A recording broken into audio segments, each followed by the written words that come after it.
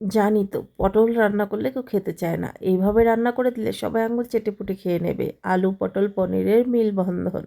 চলো তাহলে রেসিপিটা শুরু করা যাক। এখানে পটলগুলোকে কিন্তু সুন্দর ছিলে নিয়েছি আর এভাবে দু টুকরো করে নিয়েছি আমি।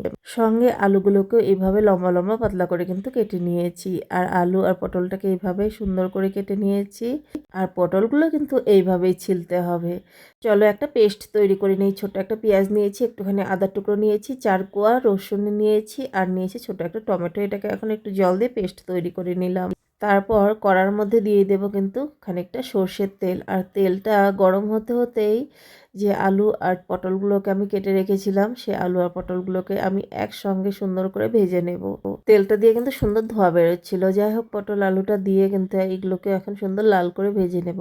আর আলু পটল পনিরের এই মেলবন্ধন রেসিপিটা তোমরা যদি একবার ট্রাই না করে থাকো পস্তাতে হবে। আমি যেভাবে রান্নাটা করছি সেম কিন্তু সেইভাবে রান্নাটা করবে। দিয়ে দিলাম পরিমাণ মতো নুন। নুনটা দেওয়ার পর এখন একদম সুন্দর করে গ্যাস আঁচটাকে বাড়িয়েই কিন্তু ভেজে নেব।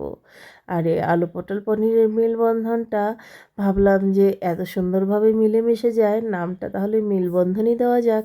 তাই কিন্তু সেই নামটাই আমি ইউজ করলাম। নাড়াচাড়া করেই কিন্তু গ্যাস আঁচটা মিডিয়াম করেই কিন্তু ঢাকা দিয়ে দিয়েছি। তারপর কিছুক্ষণ পর তুলে নিলাম। আর এপিট ওপিট করে আলু পটলটাকে সুন্দর করে ভেজে নিতে হবে। জানি তো তোমার বাড়ির অনেকেই পটল ভালোবাসে না, কিন্তু এইভাবে রান্না করে দিলে কোনো চিন্তা করতে হবে না, সুন্দর একদম খেয়ে নেবে।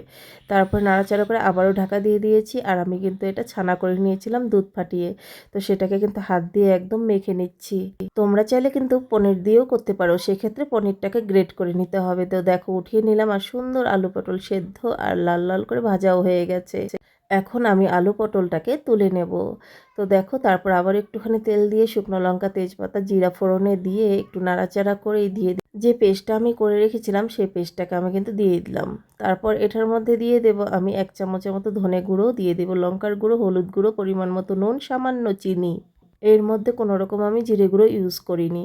তো দেখো এখন নাড়াচাড়া করে নিচ্ছি। আর না একটু যখন কষে আসবে তখন 1 চামচের মতো টক দই দিয়ে দেব।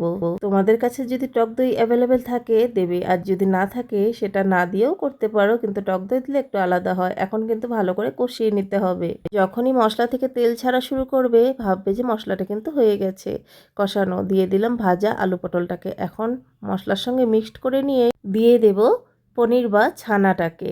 তো দিয়ে কিন্তু ভালো করে মিক্সড করতে হবে, ছানাই হোক বা পনিরই হোক, এইভাবে সুন্দর করে কিন্তু আলু পটলের সাথে মিলিয়ে দিতে হবে। তো তাহলেই তো আলু পটলের সঙ্গে পনিরের মিলবন্ধনটা সুন্দর হবে। তো দেখো সুন্দর কিন্তু মিক্সড করে নিলাম। যারা এই রেসিপিটা এখনও ট্রাই করনি একবার অবশ্যই এইভাবে ট্রাই করে দেখো। এক থালা ভাত কখন শেষ হয়ে যাবে বুঝতেই পারবে না, বা রুটির সঙ্গেও কিন্তু আলু পটল পনিরের এই মিলবন্ধনটা জাস্ট জমে যায়। পরিমাণ মতো জল দিয়ে দিলাম ঢাকা। কিছুক্ষণ পর ঢাকনাটা তুলে নিলাম, সুন্দর বলকও উঠে গেছে। তো দেখতেই পাচ্ছ আর একদম কিন্তু সুন্দর এটা মাখা মাখা করব, তো যাতে একদম শুকিয়ে না যায়, কারণ নামানোর পর কিন্তু অনেকটাই টেনে নেবে। তো দেখতেই পাচ্ছ এখন কত সুন্দর একদম মিলবন্ধন হয়ে গেছে না আলু পটল পনিরের, বোঝাই যাচ্ছে না কে কোনটা। যাই হোক একটুখানি নাড়াচাড়া করেই এখন দিয়ে দেবো লাস্টে কিন্তু কয়েকটা কাঁচা লঙ্কা চিরা। আর এই কাঁচা লঙ্কা চিরাটা ভাতের সঙ্গে মেখে খেতে যে কী ভালো লাগে। তারপর দিয়ে দেবো 1 চামচের মতো ঘি, আর দিয়ে দেবো একটুখানি গরম মশলার গুঁড়ো। ব্যাস রান্না কিন্তু কমপ্লিট। তো গ্যাসটা এখন বন্ধ করে নেব আর সমস্তটাকে কিন্তু একদম সুন্দর মিলিয়ে দেব। মিলানোর পর এখন 10 মিনিটের জন্য এমনি ঢাকা চাপা দিয়ে রেখে দেব। তারপর নামিয়ে নিলাম আলু পটল পনিরের মিলবন্ধন। আশা করি যারা পটল ভালোবাসে না তারাও এটা হাত চেটেপুটে খেয়ে নেবে, বোঝাই যাবে না কি খাচ্ছে, এতটাই ভালো লাগে খেতে। তোমাদের কেমন লাগলো আজকের এই রেসিপিটা কমেন্ট করে জানাতে ভুলো না। আর যারা পটলের এক ধরনেরই রেসিপি খেতে থাকো একবার অবশ্যই বলবো এটা ট্রাই করে দেখো। একবার যদি মুখে পড়ে আঙুলটা আর মুখ থেকে নামাতে ইচ্ছে করবে না, এতটাই স্বাদ হয়। তোমাদের একটা লাইক একটা কমেন্ট আমাকে আরও উৎসাহ করে তুলবে সুন্দর সুন্দর নিত্য নতুন রেসিপিগুলো শেয়ার করার জন্য। আশা করছি আজকের রেসিপিটা তোমাদের ভালো লেগেছে। সবাইকে এখনকার মতো টাটা।